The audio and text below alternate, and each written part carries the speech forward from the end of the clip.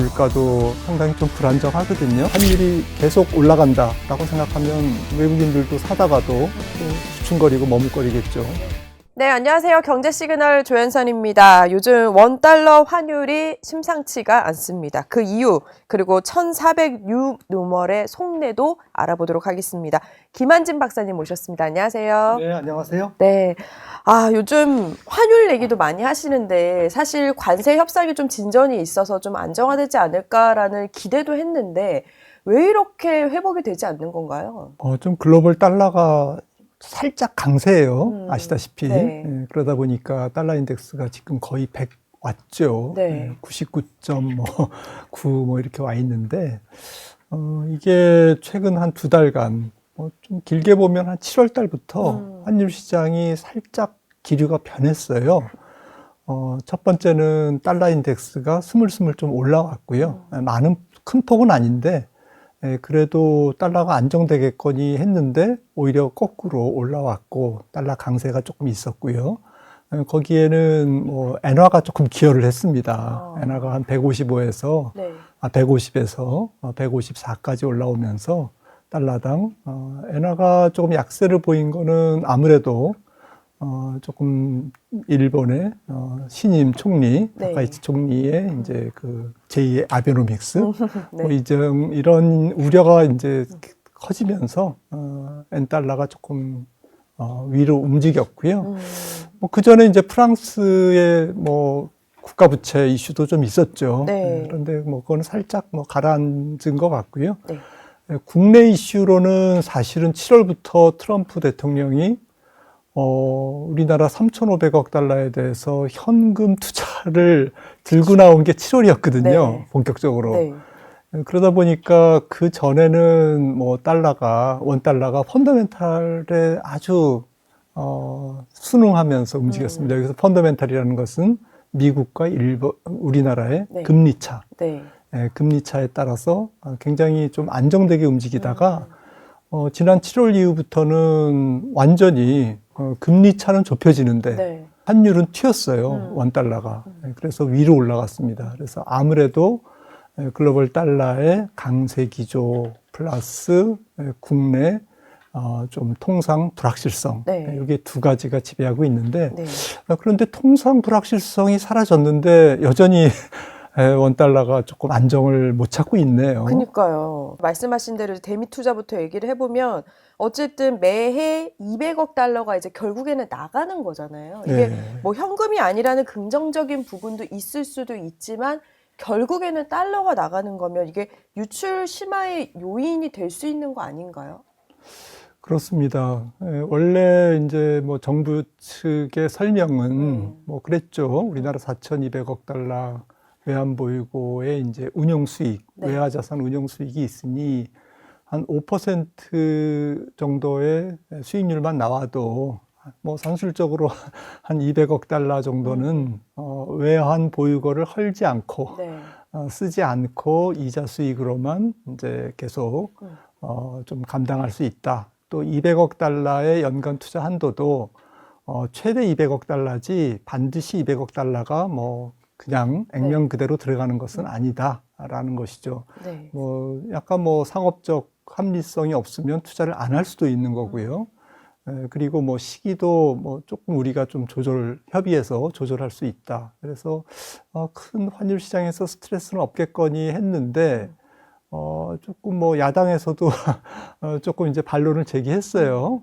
지금 뭐 기껏해야 한 100억 달러, 뭐 한 120억 달러밖에는 안 될 거다. 네. 외환 운용에서 우리가 네. 받아들이는 이제 수익이 그러면 한 100억 달러 정도는 뭐 최소한 7, 80억 달러 이상은 부족한 거 아니냐. 이제 이렇게 해서 좀 갑론을박이 있는데요. 제가 조금 알아보니까 사실은 기재부에서 KIC, 한국투자공사와 한국은행에 네.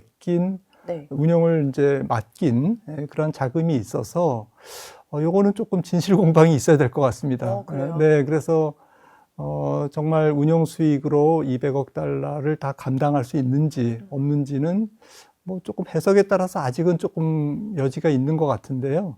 저는 뭐 가능하다라는 쪽의 입장인데 모르겠습니다. 이게 정확한 뭐 정부 네. 데이터가 공식적으로 지금 나오질 않아서.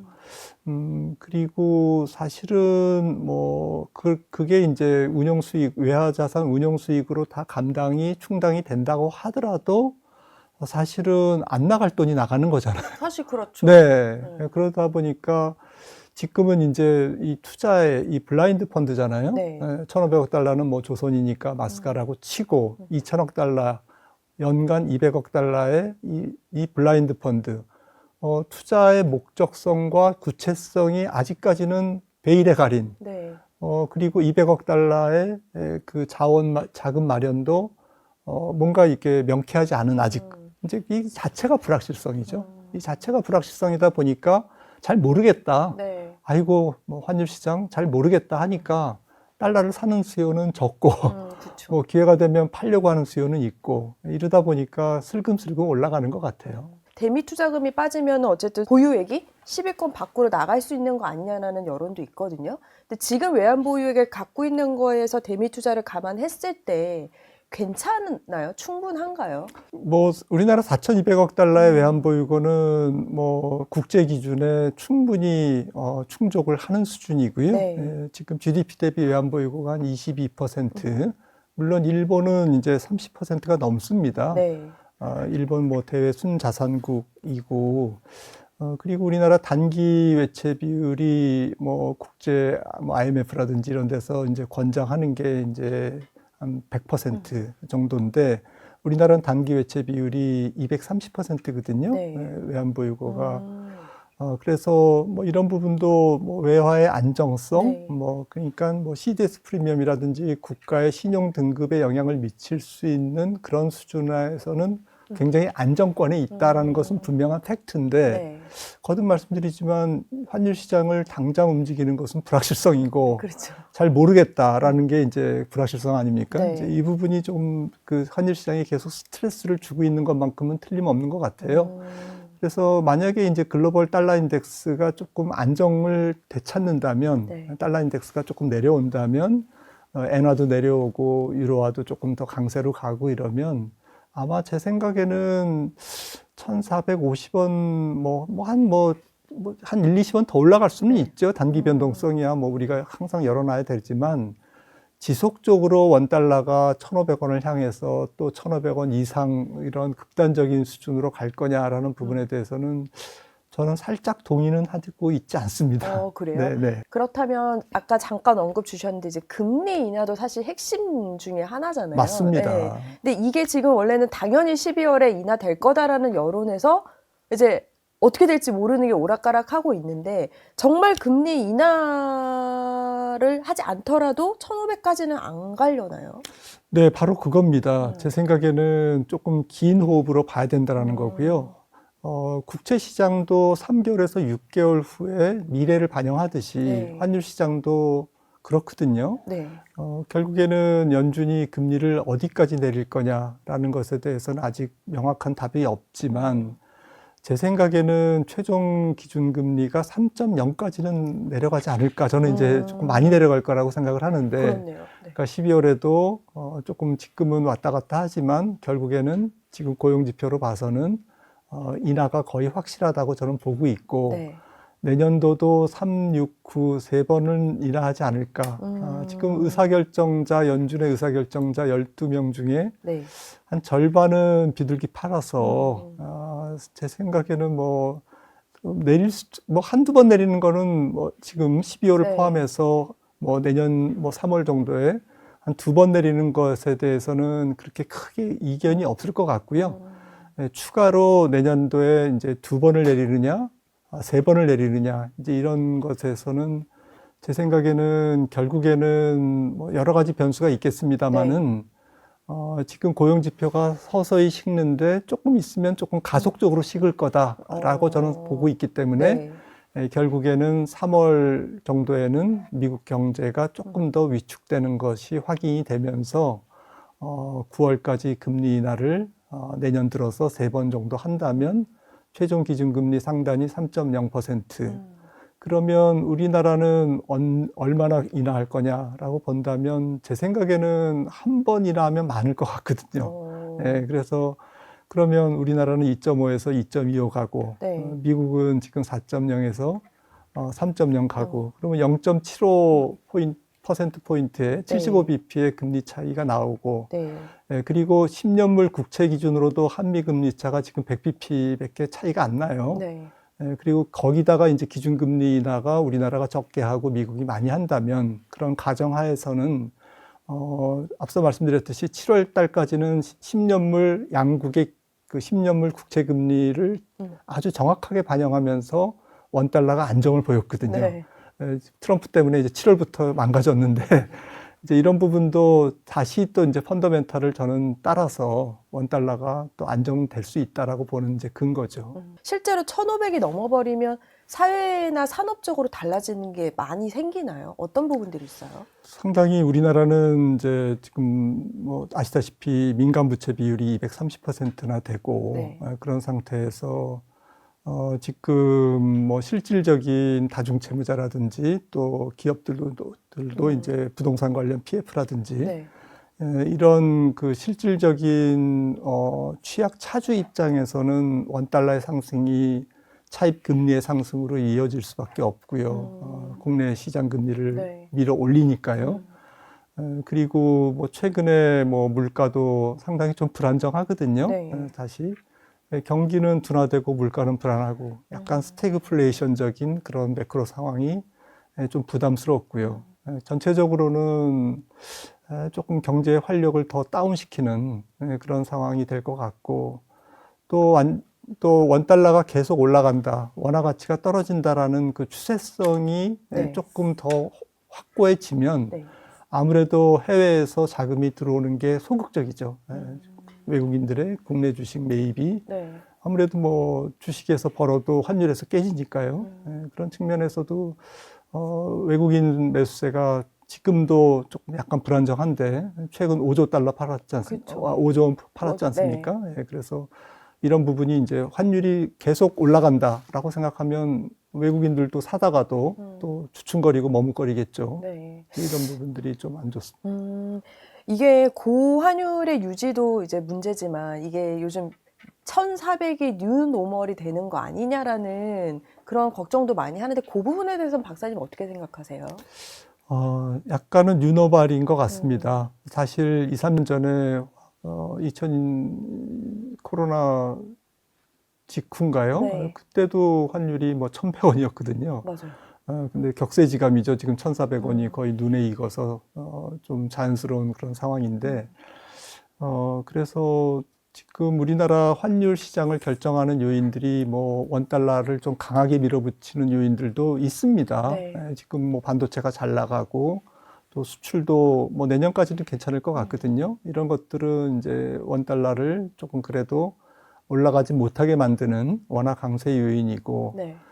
반면에 이제 원화를 조금 약하게 만드는 요인은 뭐 우리나라 요인도 있지만 결국에는 글로벌 달러 인덱스의 방향성에 달려 있을 것 같아요. 우리나라 내부적인 요인보다도 네. 이 부분에서 이제 원달러의 예측이 갈려지는 것 같습니다. 전문가들도. 그래서 달러가 앞으로 이제 강하게 움직일 거야라고 이제 보시는 분들은 원달러를 계속 약하게 보시는 그런 성향이 있는 거고요. 저같이 달러 인덱스가 이제 조금은 안정될 것 같은데 밑으로 네. 달러가 약세로 갈 것 같은데 뭐 아주 큰 폭의 약세는 아니더라도 적어도 이제 약보합으로 갈 것 같은데라고 보는 사람들은 이제 원달러의 이제 조금 상승을 한계성이 있다고 보는 거죠. 이게 결국에는 생각해보면 환율을 잡을 수 있는 트리거는 트럼프 행정부의 통화 스와프가 어떻게 되냐도 한 요소일 것 같기는 하거든요. 뭐 김영봉 정책실장을 비롯한 뭐 정부 인사들의 이야기를 종합해 보면 네. 이 부분은 뭐 좀 완강한 것 같아요. 미국 측에서 통화 스와프를 그거는 이제 조금 우리나라만 특혜를 주기가 어려운 이제 네. 그런 부분도 있고 그래서 뭐 엔화와 달리 우리는 이제 조금 기축성이 없는 통화기 때문에 네. 더욱더 그렇죠. 그런 부분에서는 통화 스와프로 이 부분을 해결하기보다는 결국에는 상업적 합리성, 네. 투자의 합리성과 또 이익 배분 문제, 네. 이런 투자의 문제, 대미 투자에서 뭔가 환율에 더 적게 스트레스를 받는 방향으로 합의를 디테일을 이끌어내는 이제 그런 부분이 또 중요할 것 같습니다. 네. 이게 보면 그 합리성도 있고 하나 또 궁금했던 게 그들 입장에서는 어쨌든 대출을 해주는 거나 마찬가지인 건데 우리의 원화 가치를 믿을 수 있는 요소들이 있어야 될 것 같거든요. 아, 얘네 괜찮겠다. 이런 걸 위해서는 우리가 해야 되는 것들은 뭐가 있을까요? 그거는 뭐 장기 과제죠. 원달러, 우리 원화 가치를 안정적으로 유지하기 위한 노력은 결국에는 부채 관리죠. 부채 관리와 성장 잠재력의 확충. 결국에는 이게 돌고 돌아서 네. 잠재 성장률을 우리가 이렇게 지켜내느냐, 올리느냐, 이 문제랑 이제 결국에는 귀결이 됩니다. 네. 우리나라의 경제 펀더멘탈이 계속 강하다면 원달러는 뭐 말 안 해도 자연스럽게 강해질 수 있는 거고요. 결국에는 경제 펀더멘탈을 따라가기 때문에 네. 뭐 저출산 문제, 또 AI 투자 문제, 그리고 신성장 동력 문제, 또 가계부채 문제, 또 기업부채 문제, 부동산 문제, 네. 이런 것들과 다 연결이 돼서 사실은 국가적인 종합 경쟁력의 표현이 환율이기 때문에 우리 힘으로 이거를 지켜내야죠, 사실. 기초 체력이 좀 약한 거다라고 해석을 할 수도 있는 거예요? 그렇습니다. 잠재 성장률이 뭐 KDI 보고서에 따르면 10년 후에 우리나라가 뭐 거의 0%대 들어가잖아요. 그러니까요. 0.9% 네. 이렇게. 그러니까 그대로 놔두면 우리나라는 잠재 성장률이 계속 떨어지니까 잠재 성장률 떨어진다라는 게 수출 중심국인 우리나라 입장에서는 결국에는 무역 수지가 쪼그라든다는 얘기잖아요. 외환 보유고가 쪼그라들고 대외 순자산이 쪼그라든다는 네. 얘기이기 때문에 결국에는 만약에 잠재 성장률이 떨어지고 수출이 안 되고 신성장 동력이 우리가 약하면 결국에는 한 5년 후, 10년 후에는 원달러가 1,600원 가 있는 거죠. 새로운 또 유노말이 되는 거죠. 그러면서 1,400원은 정말 옛날 정말 높은 환율이었다 이렇게 회고하겠죠. 그렇게 되면 안 되는 거죠. 안 되는 거죠. 네. 그렇죠. 그렇다면 또 하나 요소 중에 요즘 이제 외국인들 국내 주식 많이 팔고 있는데 이게 매도가 환율을 끌어올린다는 분석도 있더라고요. 이게 연관성이 어떻게 되는 거예요? 네, 외국인들이 팔고 환전을 해서 나가면 이제 원달러에 영향을 주는데 잠깐 뭐 대기 네. 아니면 뭐 이걸 팔고 다른 걸 산다든지 네. 뭐 이러면 뭐 환율 시장에는 영향이 없는데요. 지금은 조금 빠져나가는 현상은 그렇게 뚜렷하지 않은 것 같아요. 그래서 외국인 매도로 인해서 최근 네.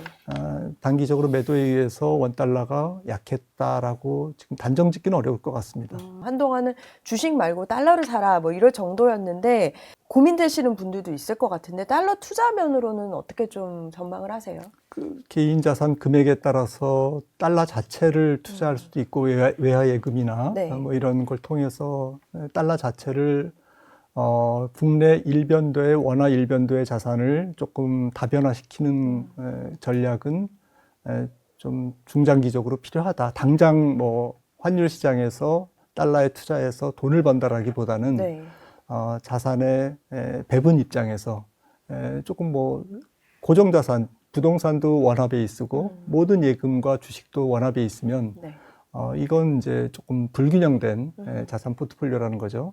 그래서 좀 개인적으로 저는 뭐 자산이 크든 작든 좀 표준 자산 포트폴리오 비중을 항상 주장을 하고 있는데 네. 해외 주식을 전체 금융자산에서 네. 한 30%는 가져가시라라고 얘기를 말씀을 드리고 있고요. 그 30%의 해외 주식, 네. 뭐 미국 주식이 되겠죠. 미국 네. 주식을 그냥 뭐 달러 베이스로 사는 거니까요. 자연스럽게 미국 주식을 사면서 달러 포지션을 전체 자산에서 30%를 갖고 있는 이제 그런 것은 뭐 당장 환율이 오르고 내리고 이런 거 신경 쓰는 게 아니고요. 네. 길게 봤을 때 그 정도의 투자는 합리적이다. 앞으로 세상은 환율 시장은 맞춘다고 우리가 정확하게 맞출 수는 없는 거거든요. 그렇죠. 네. 그런데 중장기적으로 결국에는 뭐 달러 자산은 한 30%가 안정적이다 생각을 하는 거고요. 네. 그리고 금도 한 10%는 반드시 금도요? 금융자산에서 10%는 가져가시라. 지금 온스당 한 4,000달러로 지금 높아졌지만 네. 제 생각에는 더 높아질 수 있다라고 보고 있고요. 그래서 그러면 이제 그 원화 이에 네. 금 10%, 또 미국 주식 베이스에 달러 자산 네. 30% 이렇게 투자하시면 나머지는 이제 뭐 국내 주식을 하시든지 아니면 현금성 자산을 갖고 계시든지 자산이 크던 작던 그 네. 정도의 포트폴리오가 저는 합리적이다 생각하고 있습니다. 아까 이제 엔화도 잠깐 말씀 주셨는데 전통적으로 약간 이제 원화와 동조성이 좀 높은 편이기는 하잖아요. 결국에는 환율이 안정되려면 엔화의 어떤 그런 문제들도 좀 많이 해결이 돼야 되겠죠. 네, 그렇습니다. 근데 일본이 조금 엔화가 약할 것 같아요. 최근에 우리나라 통화 외에 이제 선진국 통화 중에서 제일 약했던 게 엔화입니다. 네. 2010년 이후에 거의 뭐 75엔에서 160엔까지 최근에 갔다 왔으니까 120% 절상됐거든요. 선진국 통화 중에 그런 통화가 없는데 그만큼 일본의 국가 부채 비율이 굉장히 높기 때문에 네. 일본 경제 펀더멘탈의 약화를 반영하고 있는데 그런데 돈을 더 풀겠다는 거잖아요. 네. 이번 정부가. 그러니까 제 생각에는 원엔이 네. 그러니까 엔달러가 그렇게 강해지지는 않을 것 같습니다. 그래서 엔달러는 조금 선진국 통화 중에서는 제일 약한 통화로 우리가 조금 네. 봐야 되지 않을까 싶습니다. 환율 안정을 위해서 뭐 국가적, 사업적일 수도 있고요.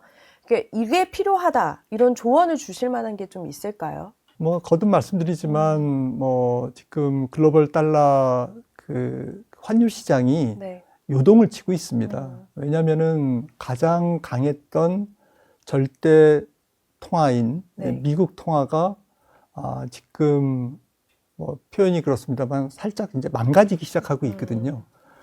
그래서 10년 후에는 아마 미국의 GDP 대비 네. 국가 비채 비율이 지금 120%에서 아마 180% 정도로 올라갈 것 같고요. 그러니까 미국 통화가 달러가 바로 이제 뭐 휴지가 된다 이런 말씀을 드리는 게 아니라 네. 그동안은 그래도 미국 통화는 끝까지 버티고 있는데 이 기축성이 가장 강한 미국 통화가 흔들리기 시작하니까 글로벌 통화 체제 자체가 크게 지금 흔들릴 수밖에 없는 그래서 어떤 일이 일어날지 모르는 네. 그런 상황이라서 제 생각에는 이제 앞으로 우리가 그 투자를 할 때도 그렇고 뭐 좀 인식의 변환이 필요하다라고 생각을 하고요. 앞으로 글로벌 환율 시장에서 조금 입증된 통화는 네. 달러 그리고 금, 네. 비트코인, 스테이블 코인 네. 이 네 가지라고 생각합니다.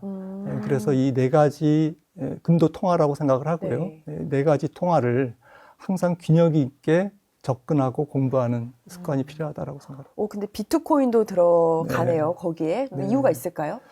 아무래도 결제 통화 또 가치 저장 수단으로서 인정을 받고 있고요. 네. 지금은 뭐 사실 위험자산 시장과 같이 미국 테크와 같이 이제 운명을 같이 하고 있는데 아마도 시간이 지나면 뭐 그러기보다는 살짝 금과 가깝게 그러니까 네. 아까 말씀드렸듯이 아주 강력한 전 세계 절대 통화인 달러가 기축성이 약해지고 있기 때문에 그 틈바구니를 삐집고 나오는 게 암호화폐다라고 저는 생각을 하고 있어서 뭐 암호화폐가 그렇다고 뭐 기존 통화의 질서에 깊숙이 들어오는 데는 시간이 걸리겠죠. 네. 하지만 우리가 자산의 일부는 아주 살짝 일부는 포트폴리오로 갖고 있을 필요가 네. 있다라고 생각을 합니다.